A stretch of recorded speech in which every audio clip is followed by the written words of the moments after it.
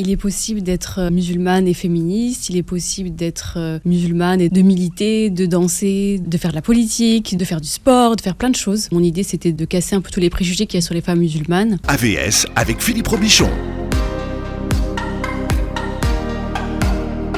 À votre santé, à votre bonne santé. Tous les mardis, nous retrouvons Nadia El-Bouya qui est avec nous. Bonjour Nadia. Bonjour Philippe, bonjour à toutes et à tous. Sage-femme et sexologue clinicienne. Comment allez-vous Nadia ce matin ? Écoutez, très bien, alhamdoulilah.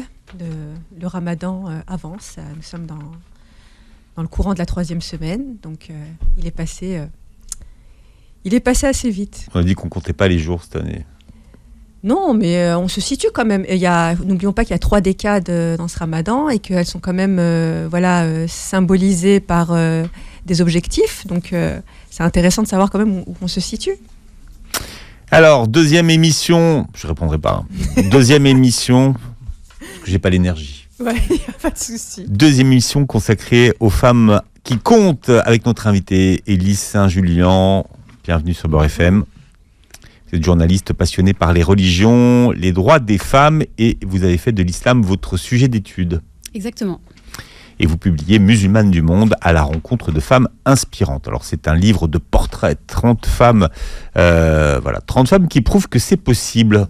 Mais qu'est-ce qui est possible ? Alors, il est possible d'être musulmane et féministe, il est possible d'être musulmane et de militer, de danser, de faire de la politique, de faire du sport, de faire plein de choses. C'est ce que j'ai voulu montrer dans ce livre. Mais qui pense que c'est impossible ? Alors, il y en a beaucoup, malheureusement. C'est d'actualité en plus, là. Et c'est même pas fait exprès, d'ailleurs. Hein. Oui, l'émission était prévue c'est toujours avant d'actualité, plus ou moins. Il y a toujours une polémique qui traîne. Donc c'est vrai que, oui, c'était mon idée, c'était de casser un peu tous les préjugés qu'il y a sur les femmes musulmanes. L'idée qu'elles sont un peu soumises à leur mari, leurs frères, qu'elles sont passives. Et justement, de montrer une image positive, de montrer tout ce qu'elles apportent au monde, leur réussite pour une fois, toutes leurs compétences. Et donc, voilà, c'était l'objectif premier de ce livre. Alors c'est chouette parce que on a reçu Atika Travelsi, oui. Et donc qui a aussi écrit un livre sur les femmes oubliées des civilisations, enfin des cultures dites arabo-berbéro, turco-africano-musulmanes. Et donc elle est remontée dans le passé et vous avez fait le choix de mettre la lumière sur des femmes plus contemporaines. Oui, en fait, déjà, je pense que je suis peut-être plus à l'aise avec des profils contemporains. Et puis aussi, je sais qu'il y a déjà plusieurs... on connaît bien les femmes du temps du prophète.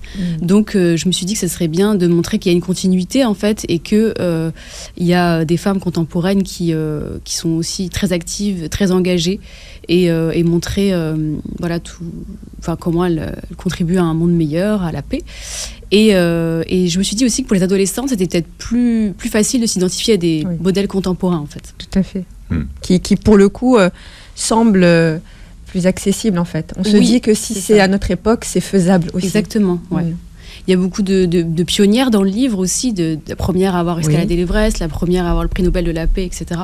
Donc en fait, l'idée, c'est que vraiment, elles puissent se dire, moi aussi, je peux être la première à faire telle chose. Et voilà.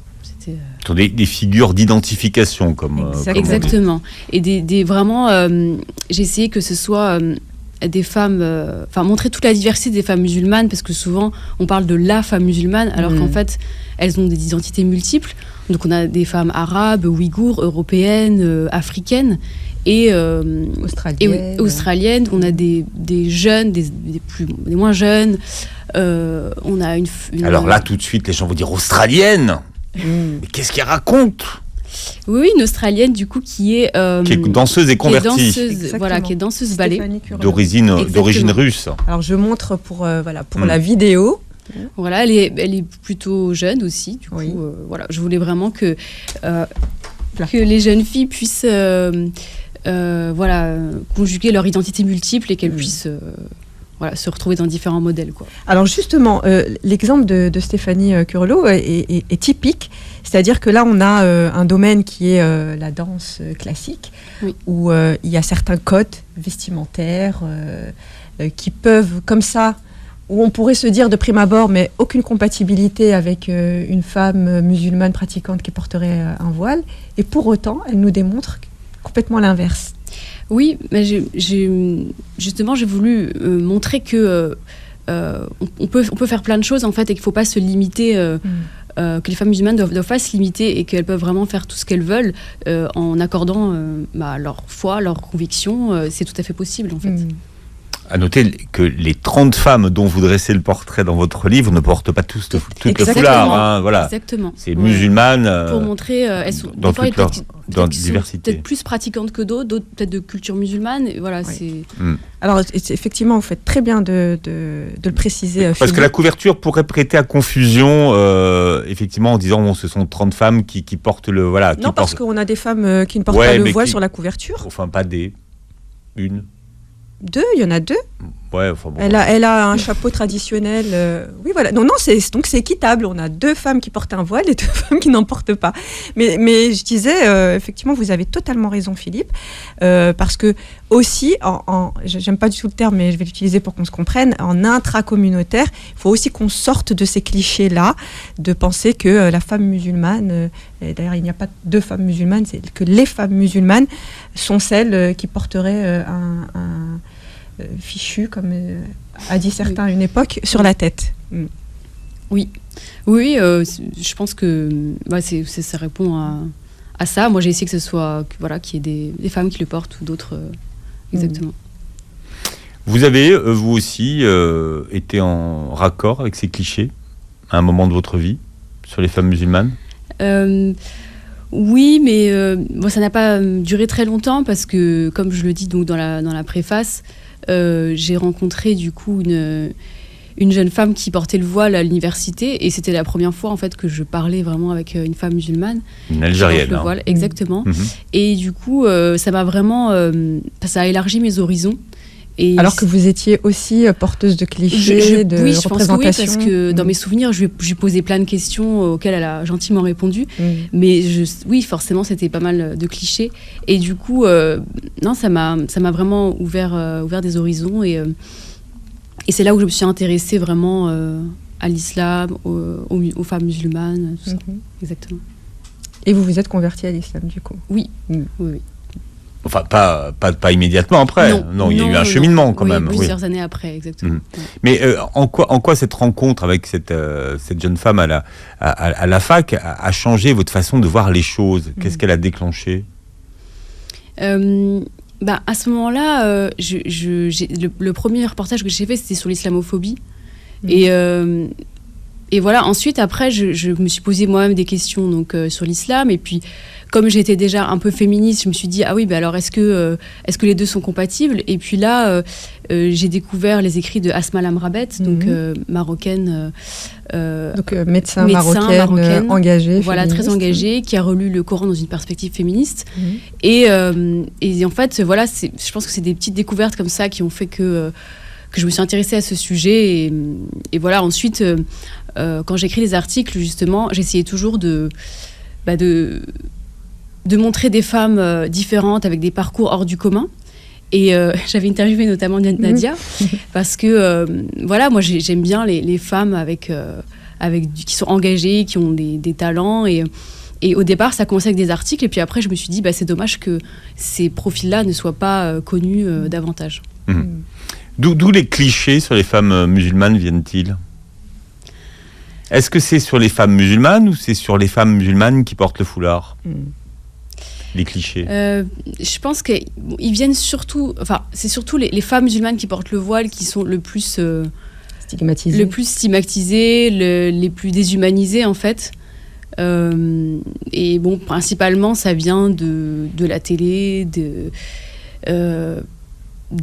la presse, et c'est vrai que même au niveau culturel, par exemple à la télé, on avait dans la série Plus belle la vie, qui est quand même regardée énormément par au moins des millions de personnes, on avait une jeune ado musulmane qui porte le voile, et en fait on reste toujours sur les mêmes thématiques, c'est-à-dire elle est perdue entre tradition et modernité, entre sa foi, etc.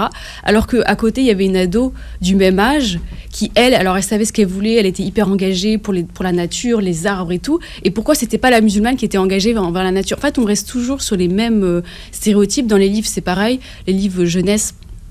Alors oui, il y a des livres religieux avec des héroïnes musulmanes, mais juste une héroïne musulmane dans un livre et on a très peu sans forcément que ce soit religieux, quoi. Donc voilà, je pense que c'est ça finalement tout ça, que ce soit totalement banalisé, mais au sens positif du terme. Oui, voilà, juste une héroïne. On parle pas forcément de religion, mais on la suit, on sait qu'elle est musulmane et voilà, c'est tout. On va pas. Et ça, c'est une méconnaissance du terrain, puisque effectivement, le profil que vous venez de décrire, hein, une jeune qui porterait un voile et qui serait motivée, qui aurait une ambition engagée. En fait, il y en a plein, effectivement, mais on ne les entend pas parce qu'on ne les questionne pas. On ne va pas les chercher, en fait. Exactement.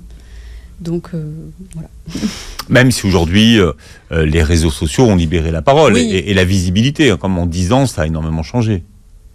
Oui, ça a changé, mais bon, moi, en fait, quand on tape femme musulmane inspirante sur Internet, on trouve toujours un peu les mêmes profils et il n'y a pas tant de profils que ça. Moi, j'ai passé des heures et des heures de recherche, j'ai tapé des choses en anglais aussi pour trouver des femmes et je me suis dit, c'est incroyable, elle existe et personne ne la connaît en fait. Donc, je pense que c'est quand même assez difficile d'accès. Enfin, moi, en tout cas, j'ai passé des heures et des heures à chercher toutes ces femmes. Donc, c'est pas c'est pas mis en avant. Enfin, vous avez totalement raison. Si maintenant ma fille devait taper sur Internet féministe contemporaine ou féministe engagée, elle aurait tout de suite Simone de Beauvoir, Olympe de Gouges. Enfin, elle aurait ces grandes figures hein, qui restent des modèles pour nous toutes. Hein. Mais voilà, l'identification du coup reste limitée parce que si cette même jeune femme recherche une femme qui lui ressemble, d'emblée en fait elle va se retrouver face au questionnement de oui mais bon, moi avec mon voile, est-ce que je pourrais finalement aller au bout de mes ambitions parce que en face de moi j'ai une société où j'ai des personnes, enfin je suis dans une société où il y a des personnes en face de moi qui vont finalement me stopper dans mon élan. C'est une réalité. Oui, et puis par exemple, dans le livre, il y a une femme qui s'appelle Nour Inayat Khan, qui était du coup résistante et opératrice radio en fait pendant la Seconde Guerre mondiale. C'est une femme qui a vécu à Suresnes, donc en France. Il y a une école qui porte son nom, mais personne ne sait qui c'est. Personne ne sait qui c'est en fait, et elle n'est jamais mise en valeur. Donc c'est vrai que elle est morte à Dachau. Exactement. En fait, elle a été exécutée à 30 ans. Ouais, elle a été déportée dans les camps. Exactement. Et en fait, c'est dommage qu'elle ne soit pas dans les livres d'histoire, qu'on ne parle pas justement. C'est grandement dommage parce que c'est quand même une femme qui a contribué à la résistance. Voilà, qui ont contribué à la résistance, qui ont à sauver la France, quoi. Et en fait, on n'en parle jamais. Donc ça, c'est un des profils, par exemple, dans les Françaises. Oui, c'est très dommage que ce soit pas mis en avant. Chez les Anglais, parce qu'elle est anglaise d'origine. Oui, elle a vécu en France. Oui, mais est-ce qu'elle est plus reconnue par les Anglais ou pas? Alors, je crois que c'était il y a quelques années où il y a eu un square qui a été avec un buste qui a été baptisé à son nom, mais ça prend quand même du temps, en fait. Oui. Par exemple, on a aussi la Tunisienne Tawhida Bencher. C'est quoi ce qu'on fait? On va parler de la Tunisienne tout à l'heure, après la page de publicité. D'accord. En attendant, vous pouvez googler Nour Inayat Khan, si vous ne la connaissez pas. Voilà, on parle de ces femmes inspirantes avec notre invitée qui s'appelle Élise Saint-Julien et qui publie Musulmanes du monde à la rencontre des femmes inspirantes. Oui. Ça fait partie des mots inspirants qu'on met à toutes les sauces aujourd'hui. J'ai rien contre vous, mais c'est vrai, c'est bienveillant, inspirant. Éveillante, des femmes éveillantes. On peut changer. Ouais, voilà. Ça fait très livre de Léa Salamé. Éveillante ? Non, inspirante. Ah oui, inspirante, oui. Disons éveillante, motivante. Ouais. Bon, en tout cas, moi, ce que je trouve très réussi dans votre livre, c'est qu'effectivement, à part une ou deux ou trois, toutes les femmes que vous présentez, le portrait des 30 femmes que vous présentez, ce sont des femmes qu'on ne connaît pas. Oui. Donc, ce qui est bien, ce qui nous permet aussi de faire des recherches avec vous sur leur histoire, qui elles sont. Et on parlait du livre d'Atika Trabelsi, qui est venu il y a 2 semaines, Nadia. Vous avez une femme en commun. Oui, une Indonésienne. L'Indonésienne, l'amiral. Ouais, exactement. Ouais, oui. Ouais, on n'en a qu'une. C'est bien, ça fait des profils, un maximum de profils. C'est très bien qu'elle ait fait ce livre aussi parce que, comme je me suis moins intéressée au passé, c'est très complet du coup. Certains seront surpris peut-être de retrouver Kalthoum dans votre livre. Oui. Pourquoi Kalthoum ? Alors, pour le coup, elle est connue. Mais en fait, on connaît peu son histoire et comment elle a débuté dans la chanson et comment les subterfuges qu'elle utilisait pour pouvoir faire ses premières scènes. Oui, moi j'ai trouvé que c'était intéressant de mettre une femme chanteuse. Parce que c'est vrai que des fois ça peut être un petit peu polémique. Mais en fait, ce qui est intéressant aussi dans son portrait, c'est que c'est son père en fait qui l'a aidée dans sa carrière. C'est son père qui l'a accompagnée au Caire pour qu'elle puisse faire carrière. Et souvent, on présente... on dit que les pères ou les de la famille ou les frères sont... sont des obstacles en fait pour à l'émancipation des femmes ou à leur carrière. Et en fait là on voit que il y a plusieurs fois des femmes où leur père en fait a joué un rôle très important dans leur instruction, dans leur éducation. Exactement. Touria Chaoui aussi, qui était aviatrice, c'est son père qui l'a inscrite à l'école de pilotage. Donc comme quoi ça c'est aussi des après, on a des exemples quand même où d'autres ont dû lutter contre leur famille pour pouvoir s'émanciper. Exactement. Mais Kalthoum, elle commence à pas réciter le Coran. C'est ça qui est intéressant chez Kalthoum, effectivement. Et son père l'a déguisée en garçon pour qu'elle puisse se psalmodier, en fait. Oui, et puis bon, on voit que finalement, après, voilà, elle réussit à faire carrière et à... je trouve que c'est un bel exemple. Mais ce qui est intéressant, c'est de se dire que même quand on a, par exemple, des bonnes volontés, comme le père Kalthoum, qui a tout de suite vu le talent de sa fille, il y a l'obstacle sociétal à passer. Oui, il y a toujours un peu des conventions, des normes sociales, parfois qu'elles devront combattre. Mais on voit avec d'autres femmes dans le livre, mais c'est vrai qu'elles vont au-delà, en fait, et elles se battent pour faire évoluer les choses. Donc, et on voit que en fait, elles prennent elles-mêmes leur destin en main, parce que des fois, on a l'impression que il faut un peu sauver ces femmes, alors qu'en fait, elles sont tout à fait capables de s'émanciper, de se sauver elles-mêmes s'il y a besoin. Alors, ça, c'est extrêmement important, ce que vous venez de dire, effectivement. C'est très souvent, en fait, les femmes, notamment les femmes musulmanes qui portent un voile, en fait, se sont de facto mises en position en fait de victimes. Donc elles sont soumises, elles sont les pauvres à la traîne de la société. Et du coup, certaines se victimisent parce que du coup, avec tous ces obstacles-là en face, il y a un espèce de mindset négatif là qui se met en place. Et là, un état d'esprit un en fait mindset négatif dans la bouche de Nadia El Bouga, état d'esprit, ça me fait ma journée là. C'est vrai, c'est pas du tout mon type de vocabulaire du coup qui se met en place. Et ces jeunes femmes en fait c'est le profil qu'on aimerait avoir de ces jeunes femmes. Or là, vous nous démontrez avec l'histoire de ces 30 femmes que bien souvent, c'est pas du tout le cas. En fait, elles sont pas défaitistes, mais elles sont plutôt battantes. Par exemple, c'est vrai qu'on a une image très négative de l'Afghanistan, de l'Iran ou de ces pays-là, ou même de l'Arabie Saoudite. Et là, par exemple, pour l'Arabie Saoudite, j'ai décidé de choisir une femme qui est dans la culture, qui a fait le premier film en Arabie Saoudite, alors que les salles de cinéma étaient interdites. Planquée dans une voiture quand même, planquée dans un van. Donc non seulement Aïfa Al-Mansour, elle non seulement elle défend les droits des femmes, mais en plus elle promeut la culture, l'art dans un pays qui a interdit les salles de cinéma. Donc pour moi c'est quelque chose de positif, parce qu'on voit que vraiment c'est des femmes qui veulent changer les choses et qui sont pas du tout victimes, quoi. Tout à fait. Et elle a bien eu raison, puisque après c'est en 2017 je crois où les cinémas ont enfin été ouverts. Ont réouvert, parce qu'ils ont été ouverts à une époque finalement. Donc voilà, moi j'ai voulu aller à contre-pied un peu et choisir des femmes battantes, déterminées, voilà.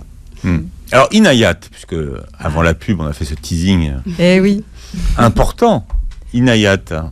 Donc c'est un prénom que vous aimez bien, vous, oui, Nadia. Alors je disais effectivement que ma fille s'est identifiée à cette héroïne de l'histoire, que personne ne connaît, une résistante britannique donc qui était agent secret également, exactement. et qui a œuvré lors de la Seconde Guerre mondiale, voilà, pour la libération de la France notamment. Et donc nous disions en fait que finalement ces profils de femmes ne sont pas connus alors qu'elles ont contribué. On parle de ne pas oublier, de garder la mémoire de l'histoire, mais il faut être honnête. Dans cette mémoire, il faut inclure tout le monde. Exactement. Alors, pourquoi ne pas inclure ces femmes? Oui. Comme en plus, Nourine Hayat. oui, elle a vécu à Suresnes, il y a une école qui porte son nom, mais voilà, il faudrait que ça aille, justement, que dans les écoles, on enseigne plus ce type de profil. Il faut les connaître, hein. Il faut les sortir de l'oubli c'est ça. Des donjons de l'histoire. Alors justement, moi je vais jeter le pavé dans la mare. Est-ce qu'il n'y a pas une volonté finalement d'invisibiliser ces femmes pour les laisser dans une posture de victime éternelle? Je pense qu'il y a une invisibilisation, déjà, je pense des femmes en général, parce que dans les livres d'histoire, bon ça y est, dans les livres, on a un peu plus de femmes maintenant, mais moi à l'école... je sais pas, on m'a jamais parlé de femmes qui avaient changé le monde, hein, mais jamais. Et Jeanne d'Arc. Oui, à la limite. Mais du coup, c'est vrai que je pense que déjà, les femmes ont été invisibilisées. C'est pour ça qu'il y a de plus en plus de livres qui les mettent en avant sur comment elles ont changé l'histoire. Et alors encore plus les femmes musulmanes. C'est vrai que vraiment, je pense que là... Oui, en vrai, c'est intéressant l'exemple de Jeanne d'Arc. Pour qu'on parle d'une femme, il faut qu'elle soit vierge et il faut qu'elle soit plutôt non, moi j'ai pris l'exemple qui m'est venu. Oui. Bon, après, on a quelques régentes, enfin voilà, mais bon. Je sais bien, je vous taquine, mais c'est dire que voilà, des femmes avant Jeanne d'Arc, il y en a eu, heureusement. Ah bon? Oui. Non, mais... Et quel est l'autre nom qui vous vient? Alors, on parle de notoriété instantanée. Tout à fait, ce que dit Élise est totalement juste. Effectivement, on a les féministes les plus récentes dont on parle. À un moment donné, quand on est une femme racisée de confession musulmane qui porte un voile, on va s'y identifier dans l'action. Mais à un moment donné, il y a aussi, on le sait, une identification visuelle. Et quand vous voyez que la femme qu'on vous présente, qu'on vous donne à voir comme modèle, ne vous ressemble pas vraiment, ça ne veut pas dire que vous ne la prendrez pas comme modèle. Mais à un moment donné, vous vous questionnez, vous dire oui, mais finalement, est-ce que moi, avec ce que je suis comme femme, ça serait possible? Ouais. C'est ça. Et la question est légitime. Si on prend l'exemple des femmes qui portent un foulard dans votre livre, qui ont réussi, est-ce qu'à un moment donné, elles se sont posé la question de savoir si elles allaient enlever leur foulard pour réussir ou pas du tout? Alors, je sais qu'il y en a qui ont eu des difficultés. Aux États-Unis, par exemple. Oui, aux États-Unis ou en Turquie aussi, parce qu'à un moment, le voile était interdit. Donc, c'est ma préférée. Bursine. Oui.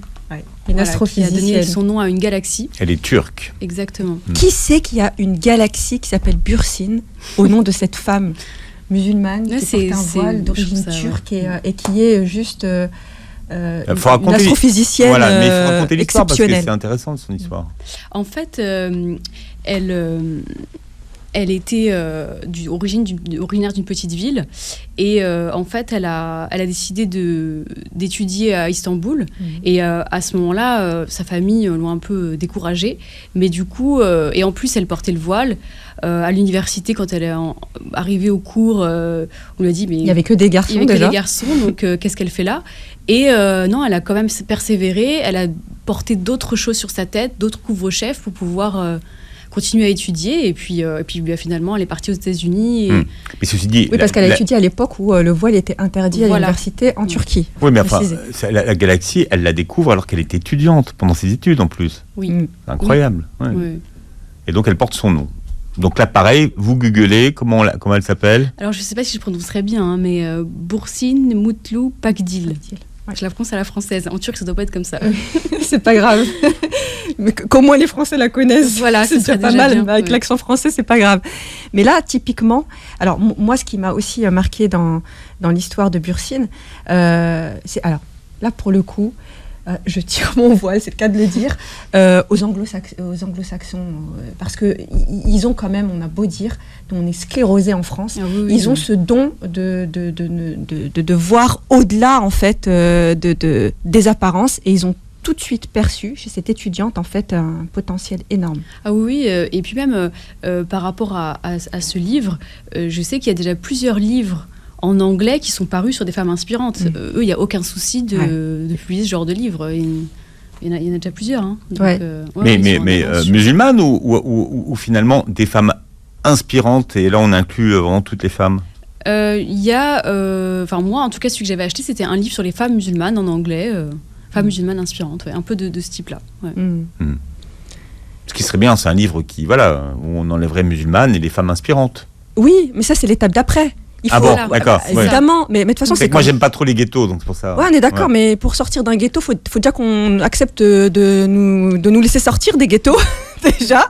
Donc permettez-nous d'abord de faire quelque chose d'exclusif pour après aller dans l'inclusif. On peut pas aller dans l'inclusif tout de suite. En fait, c'est tout le débat et toutes les critiques qui ont été faites sur les groupes non mixtes et compagnie.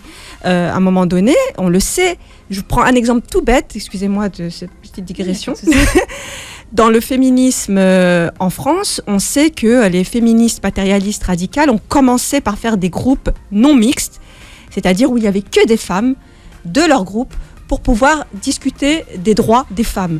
Ça n'a choqué personne et ça ne choque personne actuellement. Lorsque des groupes ethnicisés, on va dire, font ça, on commence à s'insurger. Mais oui, on peut être universaliste tout en ayant besoin d'avoir un gros groupement momentané entre nous pour ensuite, là par exemple, typiquement, c'est un livre qui est fait par Élise qui est musulmane. S'il avait été fait par une autre personne, tant mieux, hein, mais là à un moment donné c'est quand même une musulmane qui s'est intéressée à des femmes qui ont la même confession, pour pouvoir après éventuellement les retrouver dans un livre plus généraliste. On parle de pionnière, on reçoit une pionnière ce matin, elle s'appelle Élise Saint-Julien, puisque c'est vous qui avez répertorié pour la première fois 30 femmes musulmanes du monde. Et on le dira dans l'histoire. Voilà. Ah ben oui, hein. Et alors vous rassemblez donc ces portraits dans un livre qui s'appelle Musulmanes du monde à la rencontre de femmes inspirantes. Alors c'est un livre qui est illustré, d'ailleurs c'est l'illustratrice qui ouvre le portrait la série de portraits. Elka Imani, illustratrice. Elka Imani. Voilà, vous lui avez donné des directives pour qu'elle les croque ou quelle était la feuille de route? Alors, moi, je voulais vraiment donc visibiliser les femmes musulmanes, donc ça passe aussi par l'image. Donc, je tenais vraiment à ce que ce soit un beau livre et qu'il y ait de belles illustrations. Et je voulais un format avec double page, qu'on voit bien le portrait de la femme et qu'il y ait des petits dessins autour.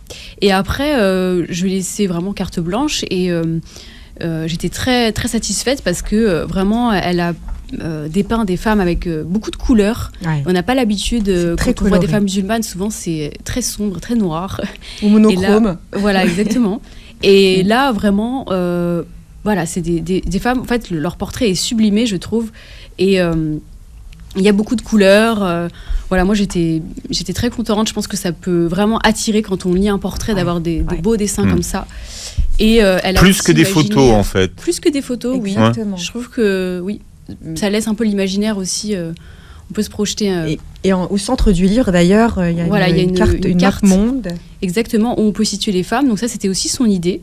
Et ça, c'est chouette. Ouais, je trouvais ça très sympa aussi. Donc voilà. Bon, vous expliquez tout à l'heure les difficultés qu'il y a à recenser ces femmes, parce qu'il a fallu les chercher. Donc c'est en ça que votre travail d'investigation a consisté. Les 5 premières, on les trouve facilement. C'est après que ça commence à devenir un peu plus compliqué. J'aimerais, une fois n'est pas coutume, que vous les citiez toutes ces femmes, parce que ça va vous donner une idée du fait que vous ne les connaissez pas du tout.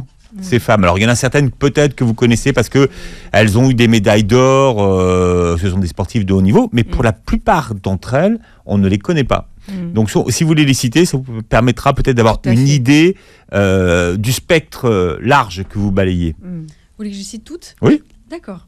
Alors, donc on a Boursine Moutlou Pakdil, Ribia Kadir, Bouchra Baïbanou. Alors, Ribia Kadir, c'est une Ouïghour. Donc, Ribia Kadir, c'est une Ouïghour qui était femme d'affaires, qui a vraiment défendu toute sa vie la cause ouïghour, qui est même allée en prison. Vraiment une histoire incroyable. Il y a son autobiographie qui existe. La mère du peuple ouïghour. Et qui est toujours vivante, d'ailleurs. Elle est toujours vivante, exactement. Ensuite, on a donc Bouchra Baïbanou, qui a été la première maghrébine, du coup, à gravir l'Everest et les plus hauts sommets du monde. Et elle le gravit, enfin, faut le dire, elle porte un voile. Oui. Ça ne l'a absolument pas empêchée de faire tous les sommets du monde avec son voile. Exactement. Ensuite, on a donc Shamsia Hassani, du coup, qui est une street artiste afghane, voilà, qui aussi défend la cause des femmes à travers ses dessins. On a Masnoura, qui du coup est une fondatrice d'une coopératrice de femmes pêcheuses en Indonésie et qui aussi défend les femmes victimes de violences à travers sa coopérative. On a Tawakkol Kerman, du coup, qui est une journaliste yéménite, la première à avoir le prix Nobel de la paix en 2011.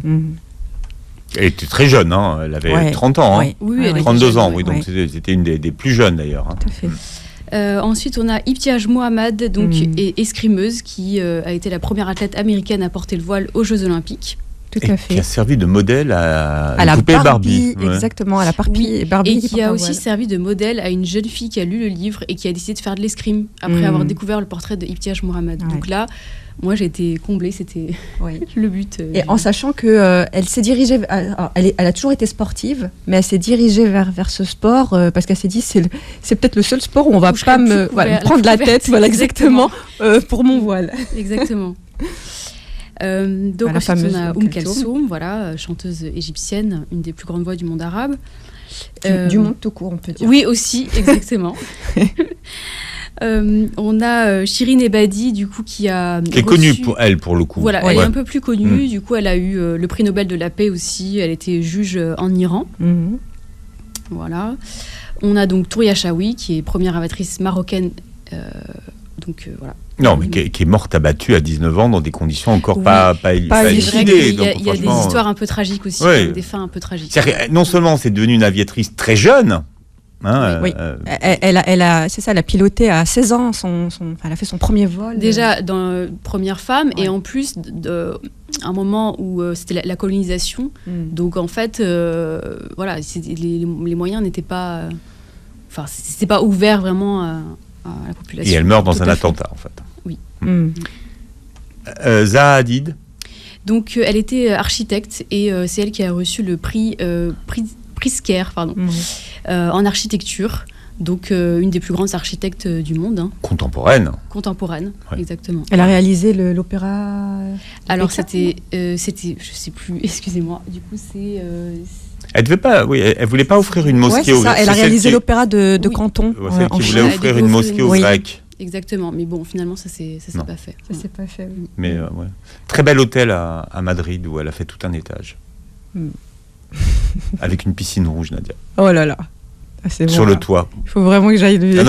C'est un très bel hôtel. Alors je peux vous dire, hôtel Silken, Puerto América. Et qui a bataillé pour avoir cette place de architecte reconnu. Oui. Je pense que elle a bataillé, c'est intéressant de le dire. Alors elle, par exemple, Zaha ne porte pas de voile, mais elle a été confrontée au sexisme du milieu, voilà, donc et le fait femme racisée, en plus, arabe, et en plus confrontée dans un monde où ce sont les hommes qui sont le plus... souvent dans le livre, j'ai voulu aussi mettre des femmes qui exercent des métiers où on les attend pas, ou des métiers plutôt réservés aux hommes. C'était le but aussi de montrer que voilà, il n'y a pas de métiers qui sont plus pour les hommes. Et toutes les contraintes qui se rajoutent. Donc c'est vraiment intersectionnel en termes de contraintes. Ensuite, on a notre grande malaisienne. Voilà, Kemala Hayati, qui était la première femme amirale. Indonésienne. Oui, j'ai dit quoi? Malaisienne. Ah non, indonésienne. Ouh là là là là. Elle vient d'Aceh. Oui, évidemment. Elle vient de... Indonésienne. Voilà. C'est on a Fatima Gibrel. Donc Fatima Gibrel, du coup, qui était militante écologiste somalienne, qui a reçu un grand prix pour l'environnement. Oui. Pionnière de la déforestation. Exactement. Et elle a fait une grande marche dans tout le pays pour défendre Les acacias. Exactement. Ensuite, on a Jasmine Akhter, du coup, qui est une réfugiée Rohingya, qui est donc... c'était important pour moi de mettre vraiment une Rohingya, qu'on connaisse un peu cette cause aussi. Et donc, elle est partie en Angleterre, et c'est là où elle a découvert le cricket. Et voilà, je voulais mettre en avant... Oui, après un drame familial, racontez-vous, elle avait 9 ans. Et voilà, et un accident de voiture, et du coup, elle a perdu des membres de sa famille et ils sont partis ensuite en Angleterre. Voilà. Ensuite, en tout cas, oui, d'ailleurs, vous dites qu'elle a été classée, elle, parmi les 100 femmes les plus influentes dans le classement de la BBC. Oui, donc ça, c'est important. Je l'ai découverte aussi. Oui. Alors ensuite... Donc on a la fameuse Nour Inayat Khan, dont on parlait tout à l'heure. Et puis donc Fatima Al-Firia, qui est née en Tunisie et qui est fondatrice de la plus ancienne université au monde. Qarawiyyin. Voilà, à Fès. Et alors moi, je ne sais pas pourquoi sa sœur est toujours oubliée. Oui, c'est vrai. Mariam. On parle toujours de Fatima Al-Fihriya. Ça me. À chaque fois, je me dis, mais pourquoi ? Alors, je dis pas que c'est injuste, mais elle avait une sœur, c'était 2 sœurs. Oui, c'est vrai. Mais certainement elle a été bâtisseuse, sa sœur aussi. Peut-être qu'elle était plus active. Elle devait être. Je pense que c'est elle devait aller. Pourquoi l'histoire ne retient qu'elle ? Parce que certainement, c'est elle qui devait aller au charbon et qui devait aller se confronter à la gente masculine sur le terrain. Donc, c'est peut-être pour ça qu'on a retenu son nom à elle. Ça ne veut pas dire que, justement, vous avez tout à fait raison, que dans un binôme, il y a toujours un ou une qui est un petit peu plus effacée, et pour autant... Complètement oublié. Si on va à Fès, de toute façon, on va marcher sur les traces des 2 sœurs. Des 2 sœurs, exactement. Vous avez totalement raison, Philippe. Et après, donc, notre grande... Donc, Ilhan Omar, qui est un petit peu plus connue, quand même, et donc qui est une des premières femmes musulmanes à avoir été élue au Congrès des États-Unis. Voilà. Alors, ce qui est intéressant, c'est que il faut jurer sur la Bible quand on est élu au Congrès. Oui, et elle a fait sur le Coran. Sur un Coran bien particulier. De son grand-père, exactement. Tout à fait, vieux, un ancien Coran. Et je trouve, elle est alignée, cette femme, en réalité, c'est vrai. Parce que pour le coup, de confession musulmane, pour elle, ça a du sens de prêter serment sur le Coran et pas sur la Bible. On va parler de Hawa Abdi ensuite, puisqu'on a parlé de la réalisatrice saoudienne déjà. Oui. Alors, Hawa Abdi, moi, c'était une de mes préférées dans ce livre, qui m'a le plus inspirée. Donc, elle était médecin, gynécologue en Somalie. Elle a ouvert un camp de réfugiés qui a accueilli plus de 10 000 personnes. Elle a consacré toute sa vie vraiment à aider les autres. Et elle avait interdit les divisions entre clans en Somalie. Dans son camp, sous peine de bannissement, et interdit également les violences faites aux femmes. Voilà, et donc elle est décédée en 2020, et vraiment, c'est, comme on l'a surnommée, la mère Teresa de Somalie. Donc, voilà, vous pouvez lire son autobiographie, c'est vraiment passionnant. Bon, et puis on est pris par le temps, mais j'aimerais qu'on termine avec Majd Masharawi. Oui, et du coup, donc, Majd Masharawi, ingénieure, entrepreneuse, donc elle a apporté l'électricité en kit à Gaza. Elle a inventé des sunbox. Voilà, et qui permettent d'avoir de l'électricité beaucoup plus facilement, parce qu'il y a beaucoup de coupures d'électricité à Gaza. Et, en raison du blocus. Exactement. Et aussi, elle a inventé des briques... intelligentes, en fait. Oui, en fait, c'est des femmes qui, je pense, elles font pas que face à des difficultés de patriarcat, mais c'est aussi vraiment des difficultés liées à la guerre, à l'occupation. Elles connaissent des deuils, des exils. Vraiment, c'est des femmes battantes. Et du coup, leur créativité, en fait, est complètement décuplée, tout à fait. Bon, on ne pourra pas les citer toutes les 30. Moi, je vais juste terminer sur Lala Fatma Ensoumer. Oui. Qu'on connaît bien, l'Algérienne, Kabyle, qui a été, qui a été considérée comme une féministe avant l'heure. Lala Nouajda. Oui. Oui, en fait... on cite souvent Jamila Bouhired, et du coup j'avais envie de changer un peu, qu'on voit qu'il y a vraiment beaucoup de femmes qui ont milité en Algérie, donc voilà, une combattante, c'était important aussi de mettre ce genre de profil. Combattante résistante, exactement. Je rappelle le titre de votre livre, Musulmane du monde. Nadia le montre à la caméra puisque l'émission est filmée, à la rencontre de femmes inspirantes, 30 portraits de femmes qui prouve que c'est possible. Vous pourrez réécouter cette émission en podcast sur beurrefm.net et voir la vidéo sur la chaîne YouTube. Voilà, et je voulais juste dire vraiment achetez-le pour vos filles, pour vos garçons et pour vous-même, parce que c'est pas qu'un livre pour les jeunes, c'est aussi un livre pour nous les adultes.